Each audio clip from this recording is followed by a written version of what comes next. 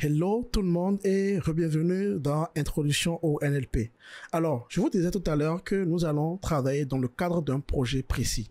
Alors, le projet que nous allons faire ici, c'est la classification de tests. C'est-à-dire, nous aurons des tests qui appartiennent à différentes classes et nous allons essayer de trouver la classe correspond. Nous allons entraîner des modèles capables de donner la classe d'un test.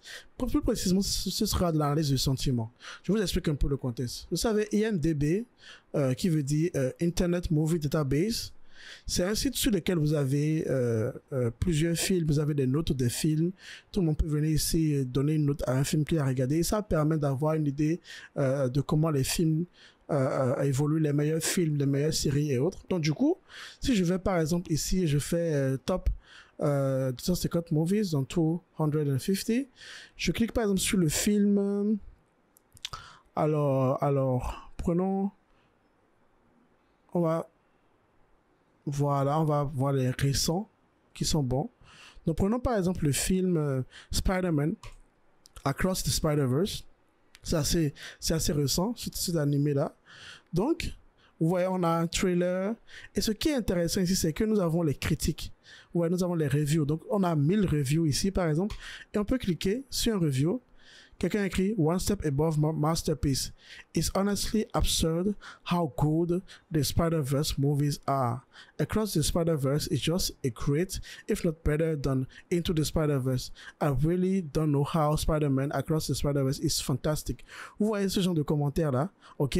Nous, on ne sait pas. Alors, vous voyez là, mais la note de 10 sur 10, donc du coup, on peut inférer grâce à la note. Mais nous, ce que nous allons faire en fait, c'est que nous allons pas nous baser sur la note, on va se baser sur le test lui-même et essayer de savoir si c'est un test qui est positif ou négatif. Alors, généralement, c'est déjà arrivé que quelqu'un mette par exemple une note très positive, mais que le commentaire soit négatif ou qu'il y ait des subtilités. Ok, c'est ce qui arrive également aussi que lorsque vous faites des commentaires par rapport à une marque sur les réseaux sociaux. L'analyse de sentiment, c'est de pouvoir prendre un test et savoir s'il est positif, négatif ou neutre. Ok. Donc du coup, nous allons nous baser sur ça. Nous avons un dataset, le IMDb dataset, qui existe déjà par défaut, et nous avons des données par rapport à 50 000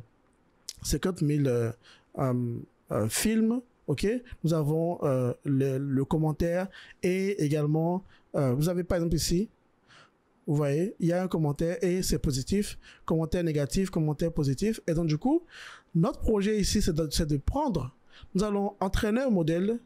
Ok, nous allons avoir notre modèle ici. Donc, je vais écrire modèle. Donc, lui, il prend en entrée un test, donc qui est un review. Ok. Donc, par exemple, ce film était magnifique. Magnifique. Et en sortie, il nous dit que c'est un sentiment positif. Ok? Donc, comment on va faire tout ça?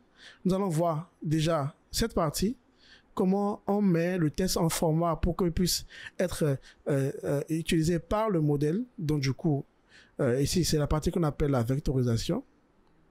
Ok? Et nous aurons la partie modèle, quel type de modèle utiliser et comment. Et après, architecture du modèle. C'est-à-dire pour avoir la classification qu'il faut. Ok?